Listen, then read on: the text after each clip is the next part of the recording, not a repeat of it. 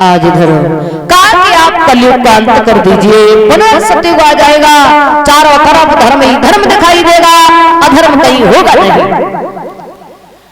और जो इतने वचन सुने हैं तो एकदम से तलवार को लेकर के महाराज परीक्षित आगे बढ़े कलयुग को मारने के लिए। कलयुग कहने लगे महाराज जिस तरीका से भगवान ब्रह्मा जी ने सतयुग त्रेता द्वापर को बनाया है उसी भांति से हमें भी बनाया है। यदि आप हमें मार देंगे तो कोई बात नहीं, लेकिन इसमें अपमान होगा भगवान ब्रह्मा जी का, इसलिए आप हमें मार नहीं सकते हैं। धर्म कहने लगे महाराज ये मरना नहीं चाहता इसलिए बातें बना रहा है। अरे कलयुग जब आएगा तो निश्चित पाप होंगे, क्योंकि महाराज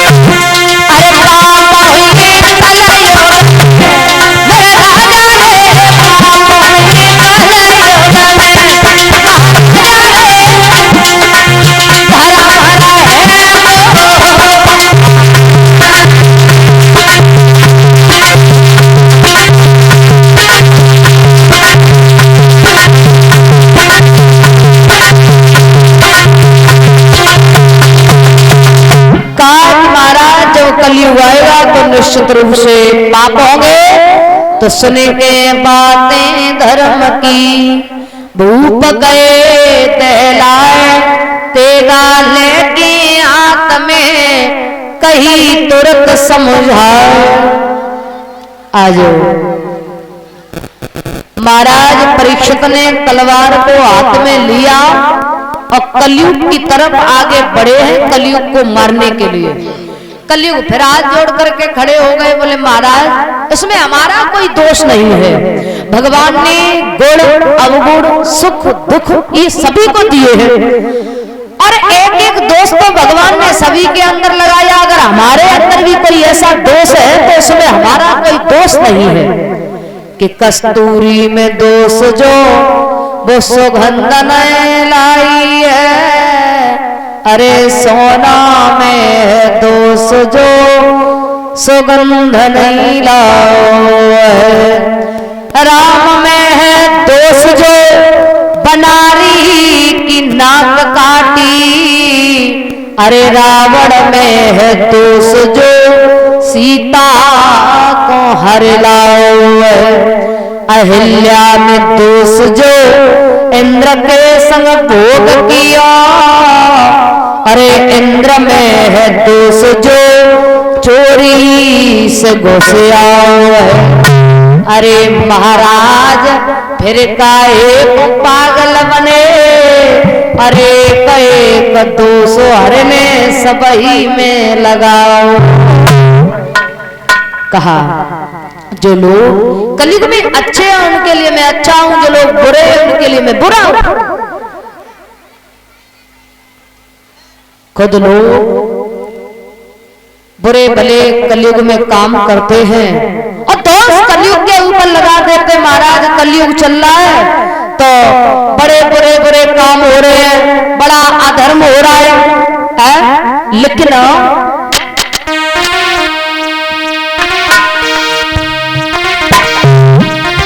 खोदाई करे खोदी करनी कलयुग को दोष लगावे,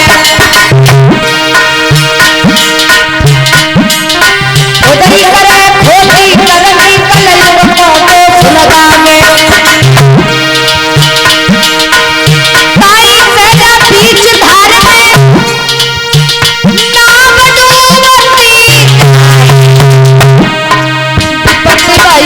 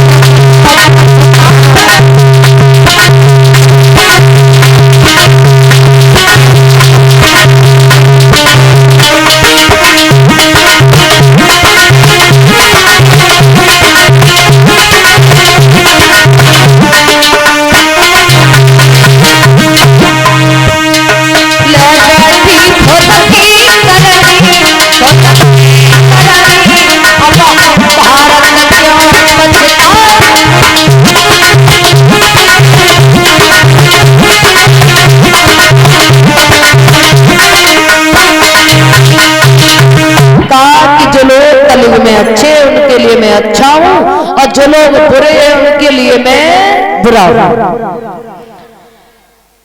कहा तो ठीक है,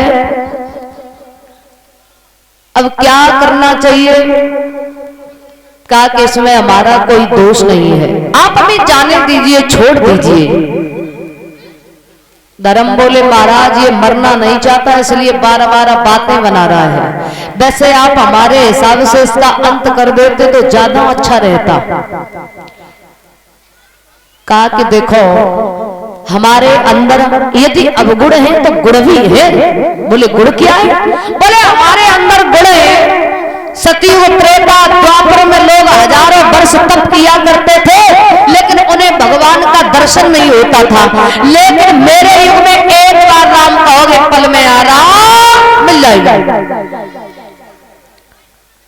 और दूसरा गुण ये है सतयुग त्रेता द्वापर में मनसा पाप लगता था, लेकिन मेरे युग में बिना करे का कोई पाप नहीं लगेगा। बोले ठीक है, तो हम तुम्हें छोड़ रहे हैं। बोले तो रहने के स्थान बताओ, रहेंगे कहाँ? बोले तो जाओ जहां झूठी गपोड़ियां लड़ाई जाती हैं जाकर के बाहर आओ, जहां पर लोग मदिरा का सेवन कर रहे हो जाकर के बाहर आओ, जहां पर जुआ की बाजी हो रही हो जाकर के बाहर आओ, जहां वेश्याएं नृत्य कर रही हो जाकर के बाहर आओ, जिस घर में भगवान का भजन न होता हो जाकर के बाहर आओ, जहां संत महात्माओं का अपमान हो जाकर के बाहर आओ। बताया कि जिस जगह जुआ की बाजी हो और झूठी कपोरियां चलती हो,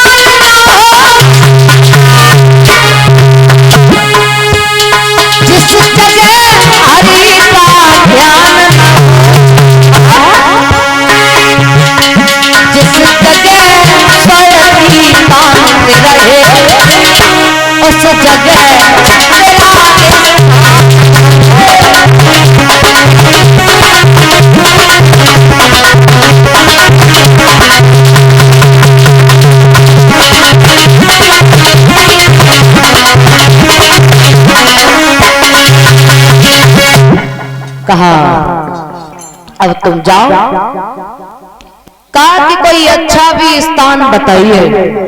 बोले तो जाओ आप कंचन में वास करो।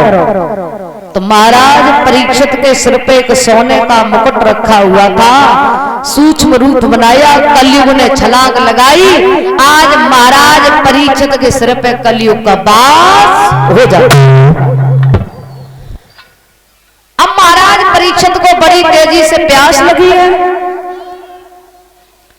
विचार किया कि आगे लोमस ऋषि का आश्रम है, वहां जल पिएंगे, थोड़ी देर रुकेंगे, विश्राम करेंगे, फिर आगे बढ़ेंगे। तो महाराज